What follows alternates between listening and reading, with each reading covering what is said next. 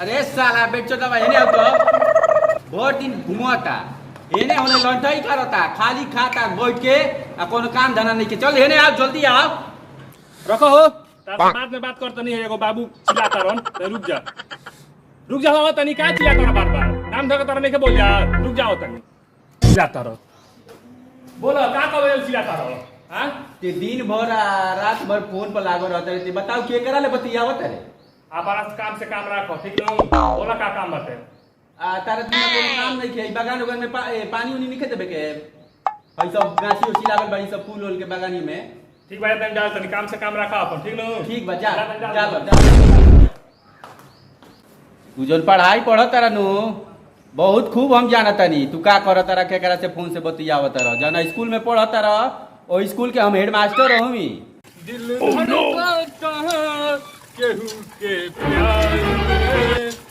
चला इस बुढ़ावा कौन कर देगा काम कराओ साला ओके कर फोन बाजे लागल दे अच्छा मलिए हो तो हो परे जा काहे फोनवा कटनी है जो करी अरे साला बुढ़ावा नु ज्यादा रही से काट देनी हो अरे बुढ़ावा के चलते हमर फोनवा काट दे अरे ज्यादा तनी मान जा खिसिया मत तनी डाल दी पनिया ठीक बा बोलत रह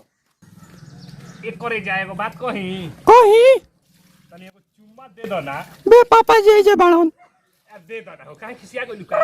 एक बार से ना हुई खिसिया गइलू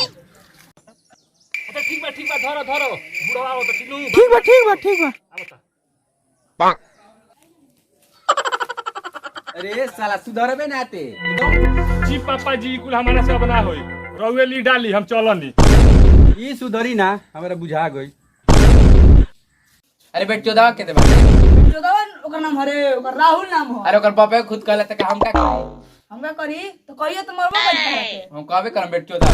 हां बेट चोदवा केने बा छोड़ ना केने बाटे केने बचल खोल जाओ कहां बा चल हेलो हेलो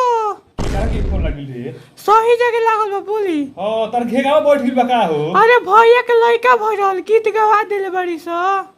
आ लइका भरुआ मिठाइयो ना खियलू हो खा ले मिठाई भागल जाता ओह नो अच्छा ठीक बा खिया दियो तनी साला मेरे टाइम पर आ गइल तू कर तनी धरत आवत सब दोस्त हां ठीक बा अरे यार भाई केकरा से बतियावता जात नहीं खे एकर भैया के साली बड़ा मस्त बिया हां रुक एकर नंबर है चोरा ले तनी हम चल चोरा ली है हाला मत करी चल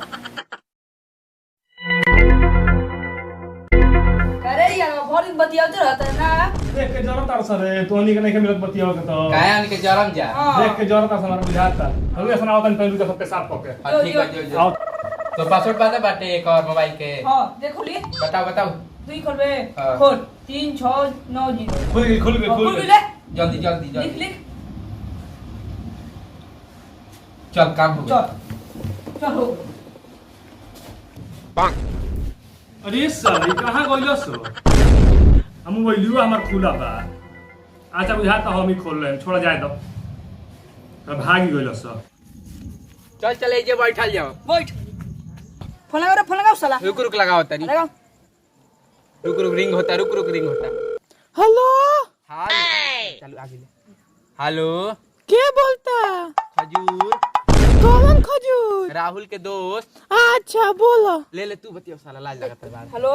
हेलो हां के बोलता लंगूर अच्छा लंगूर बोली बोलो का होता बैठो बन जाई जावे अच्छा राहुल के दोस्त है लो नु हां राहुल के दोस्त है जा हाँ तब का हाल बा राहुल तार से प्यार ना करेला झूठो में खिलवाड़ करेला अच्छा हां कल आओ तो रोहला के बवनिया में भेंट कर लिहल जाओ अच्छा 4 बजे ना 3 बजे 3 बजे उहे आवेला ठीक बा 2 बजे हम निकल जाते जा ठीक भाई ठीक बा चल कट रहो तनी फोन करी तो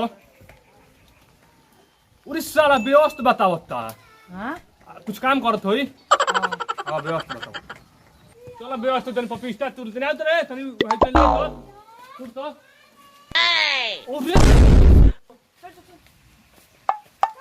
ई के कर संग जाती है रे ई तो खजुरावा अंगुरावा हो सो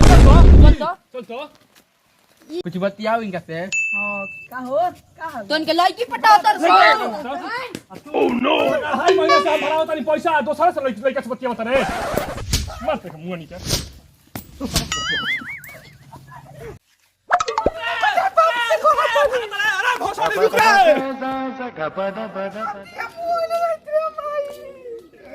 राज ने का करता दिन न लड़कावा घूमत रहता घर के छू के काम नहीं के करत एकरा जी में कोनो काम नहीं कर हेड़ई धराइल बा